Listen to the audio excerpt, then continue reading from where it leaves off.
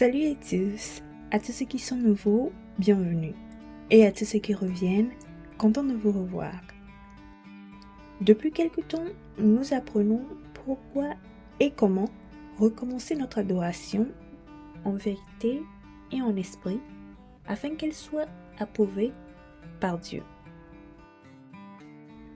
Néanmoins, il est important de noter que dans l'adoration qui est donnée à Dieu, ce n'est pas la volonté de l'homme qui se fait, mais la volonté de Dieu. Et donc, la meilleure façon de connaître la volonté de Dieu est de lire sa parole qui est écrite dans la Bible.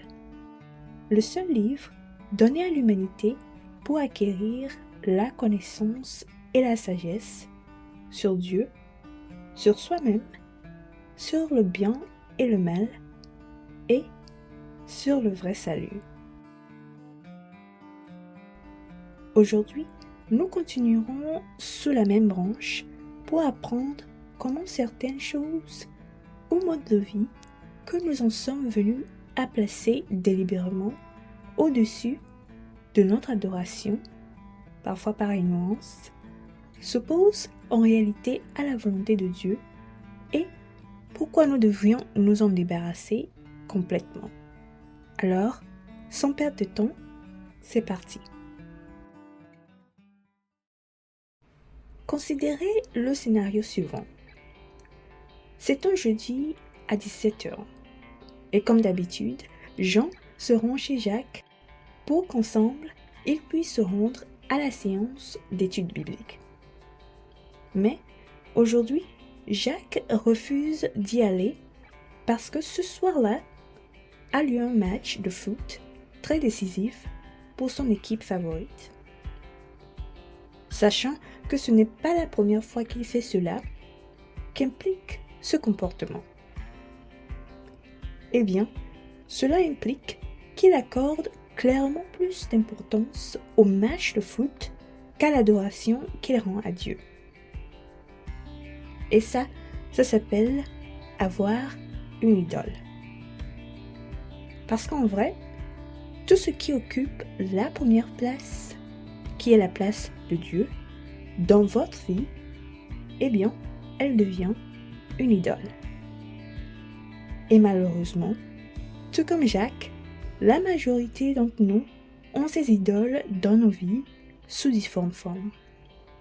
Il peut s'agir de comportements tels que la désobéissance et la résistance à la parole de Dieu, ou d'objets physiques qui, selon vous, offrent une protection, donnent de la chance et peuvent, entre griffes, sauver, tout en ignorant que ces choses diluent et ruinent notre adoration.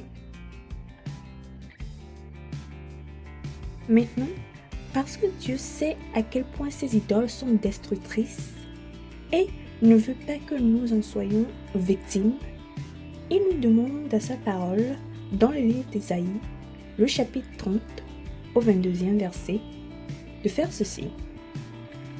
Vous tiendrez pour souiller l'argent qui couvre vos idoles, et l'or dont elles sont revêtues.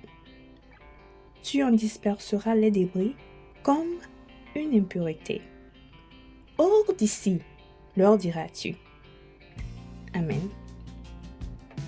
Ici, quand Dieu vous demande de considérer quelque chose de souillé, il vous demande de le voir comme sale et ignoble.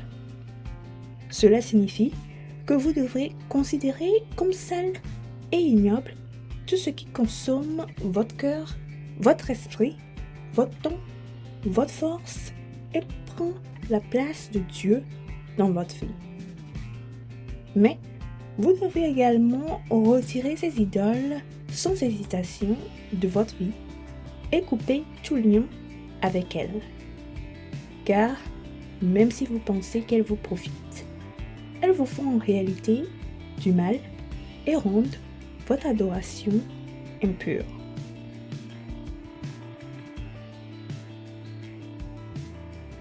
Bien-aimés en Christ, vous ne pouvez pas avoir des idoles dans votre vie et prétendre adorer Dieu.